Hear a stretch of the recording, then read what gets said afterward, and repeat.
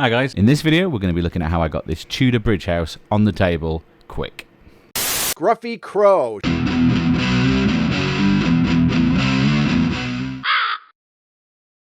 I wanted to make this video all of a sudden.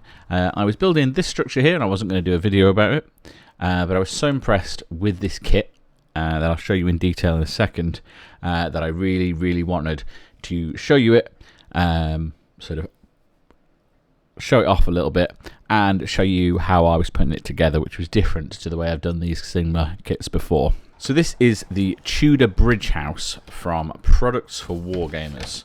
And I picked this up at Salute a while back. It looked very impressive. They had one built behind the counter, and yeah, it was a pretty good price. Can't remember off the top of my head, but I remember it being very reasonable. And they had a couple of really nice ones, including sort of like a warehouse that I really like the look of, and I really like the scale of it. So far, I've built these two lower floors here.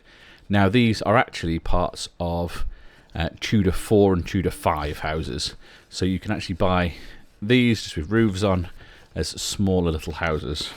And the main difference between these is one has the door on the front, and this is a moving door. And as you see, these are all modular, and they have a little moving hinged door. And then one thing already that is different to the houses I have similar to these, because I do have a few that are similar, is these sort of bracings on the bottom here, and then these sort of deep slits, which means these lock together very nicely. I mean, that's so nice that it's kind of holds, yeah, kind of holds itself, certainly sideways, if not a little bit upside down, but comes together quite easy as well. So I don't think I'd be ever tempted to glue these like I am some of the others, because of how nicely they sort of lock together. And much like the other houses I have, I've got a lot from war bases. These ones, yeah, I built these as a box initially, which I have painted sort of cream. And in this case, I gave these guys a crude undercoat with this Colourforge white bone. And as you can see on the insides, that's the sort of MDF, because obviously these are made out of pretty standard laser cut MDF, if you hadn't already gathered. And you can see even on the outsides where the spray is not entirely covered in one pass, partly because I didn't seal these or anything before I sprayed them, but partly because I wasn't really too worried, because I quite like the idea it's a bit mottled. Normally with a kit like this, and the reason why this was delayed so long, like 2 years before I built it, was I'd spend a lot of time, I'd build the box, and I'd spend a lot of time stippling like a textured pattern on for this. And I realised if I waited that long, I was never going to really get around to building this. And I thought, well, how am I going to encourage myself to build it quick? And that is to paint it as I go. I also wasn't confident how easy it'd be to add these black details after I'd built it all up. Turns out I could have done that. I could have built the whole box shape as far as we've gone so far, and then added these after without any trouble. These bits, and as you can see, there's more in front of me, I just painted in the Colourforge matte black as well. Now, one thing I am tempted to possibly leave white that could be black are these little sticky out bits, but I quite like they give a bit of visual appeal. So I am tempted to leave those white actually. But I could have sprayed them black before I attached them, much like I did with the boxes, but they do help keep the box in shape. So I don't know. I think for the time being I'm going to leave these white, because I said I think it gives a bit of appeal, sort of gives a little interest to them a little bit. And when I say I was building things as boxes, this is kind of how we would look. Let me move the camera up a bit. So this is the next floor, and I'd say it's just a raw box. We've got some of those bracings again. We've got a little trapdoor. And obviously at this point we haven't got any of those on. So these have been painted separately. Unlike some of the other kits as well, there's detail here. So this is, they've all got little window frames glued on as another layer. And it's got these notches here, and these literally press in to the into these here, and it's quite delicate, this wood. As you can see, I've kind of snapped this bit a little bit already, but in general I've not had too much problem convincing these sort of to go nicely together, and just using obviously a bit of PVA. I've been fixing these on, and obviously the PVA dries clear. You do end up sometimes with a little bit of overspill, which I'm trying to pick up with the camera and I'm struggling to, because yeah, it's so unnoticeable in the final model. So yeah, that's how easy these are to sort of finish, and I'm happy with the finish on these once we've got these black bits applied. And these basically go on all four sides, and they sort of notch into each other. So actually, one bit we will paint afterwards is on the end here. We've got these little notches that clip on there through that gap. So I'll just put a little dab of black paint on there when we get to it. And once again, on this top layer, we've got these hatchings, which again give the whole structure strength, but also sit really nicely into the top of the cottages. And no different from the previous layers, we've got a final roof layer. Once again, more bracing and everything, keeping everything nice and straight, and that fits really nicely on there. And then we've got the same sort of framing system, still waiting to be glued down on this one as well. Once again, fits really nice and snug. So I'm going to sit and get the rest of those glued up, and that shouldn't take too long to get these bits all added on. The next two levels have gone together really nicely. One of the reasons I wanted to make this video was just to show off how nicely everything just fit together.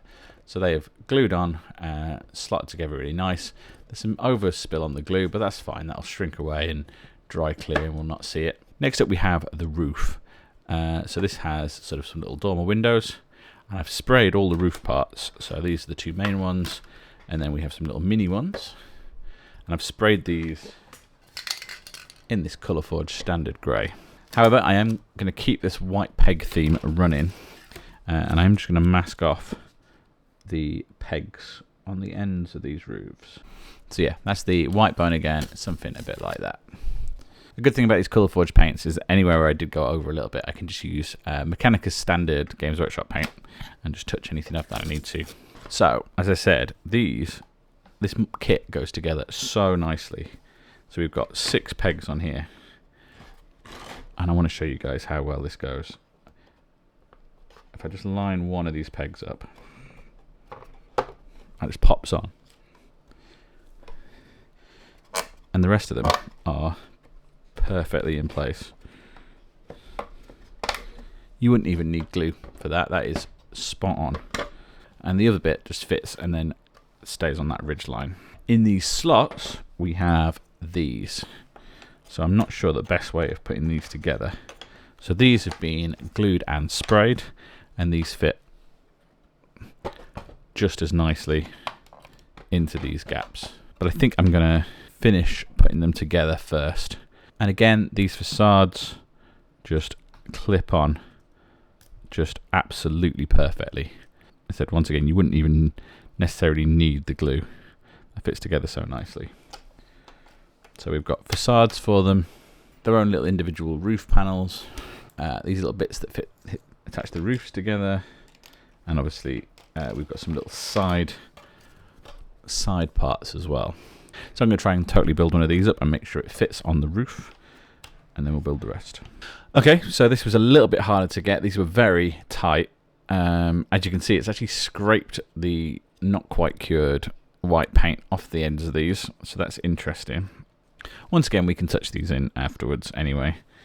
And we have a second layer, but what I will say is the second layer doesn't need to be black on the back, but this first layer, I think, going forward will be. So I just need to quickly spray the backs of these. These emery boards are excellent for neatening up any kits like this. I think they're brilliant. So let's see how these go on. So there we go. Absolutely no trouble. That is fit perfectly with the frame on in its slot. So second layer has gone on easier. So this bit doesn't have pegs, and it actually says in the instructions why. It's because they don't want to have pegs sticking out the top of the roof. So we're going to use a paintbrush. Be quite generous up these sides. And I think I'll go on the back line here. So I'm going to slide that against. So I've just realised I didn't glue this top part on, but that's fine. Once this is dried, I'll pop this off and glue it on, put the other side on, and while they're waiting for those to dry, I can build up the rest of these. So yeah, I'll come back to you when that's all built. Okay, all the glue's dried. Everything is firmly glued in place. Nothing's going anywhere now. So we've got these white bits showing. We should be able to cover those over with this Mechanicus Standard Grey. That should colour match in. So I'm just going to fill in those little gaps. And that's pretty much all we're going to do, I think, on this guy.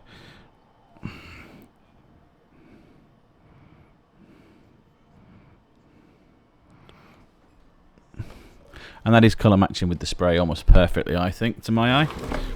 Got a few bits down the side here that could probably do it, but I'm not going to necessarily do this entire roof ridge. I just don't think it's needed. I quite like the little sort of almost darker section. We do have these bits stuck out here, and actually I think we can cope with all these pegs being white. As I said before, I think it adds a little bit of visual interest, but I don't want these ones because they're kind of scratched up. Some of them are sort of wood coloured, some of them have stayed white, like was my plan. Some of them haven't. So I'm going to use some of this. So this is Pro Acryl's Coal Black, and it is the mattest black paint I've ever used. This will go on just as matte as the fresh undercoat on the wood. I'm really moving towards the Pro Acryl paints at the moment. Not only do they do this very matte black, but they also have one of the whitest titanium whites you'll ever see that has perfect coverage. And there's a few of these nice rich other colours that have been sneaking into my everyday paint collection as well. So I'm going to zip round, catch any bits in black that I want to do. I think there's going to be a few bits like on here because we painted this on the frame, so where the frame cuts. I'm not going to spend an awful lot of time on it because that's kind of the point of this video. So see you in a second. Okay, I think I might take this one step further. So remember the beautiful carved floors with the working trapdoor. Right here, I've got a little bit of Sigil brown contrast and a comparatively large amount of water. So you'll see that's pretty much coloured that. And I'm hoping... Oh, that's interesting. It's actually kind of resilient to this. Okay, I think this is starting to sort of soak in a little bit. Something I've done before to enhance internals a bit like this, which would probably work with these if I wanted to put the extra time in, is printing off things like rugs or tapestries, which I would just stick straight on probably pretty much. This was a little 28mm scale man, so I could get my rugs about the right size. There's all maps and stuff. Or even these, so when I did paintings, I actually stuck these to just a bit of serial card or something, just so they stand out the wall a little bit, and then stuck these on, and they work really nicely as well. So yeah, I'm all done with this. I've got these bits clipped together, roof section back on, and we'll take a little bit of a long shot here. And I think you can agree that's looking pretty nice, whether you're playing Burrows and Badgers or Mordheim. I think scale-wise it does really well. And the thing about these Tudor cottages is they wouldn't even look out of place in even games of something like Bolt Action, most fantasy games. They're quite versatile, and I think in my experience you can mix and match them with other Tudor ranges. But considering how well this went together, I'll certainly be looking at more items from products for Wargamers, and I certainly could have spent a lot more time on it, but just with these three colours and the sort of quick hacks for getting it together nice and quickly, I'm really happy with it, because I know it could look a lot better, but I would have never have got round to it. So currently it looks considerably better than it just sitting flat packed at the bottom of my bookshelf, and now I can't wait for it to get some table time. And that's all for this video. Please let me know what you thought down in the comments, maybe subscribe for more, and as ever, thanks for watching. Bye.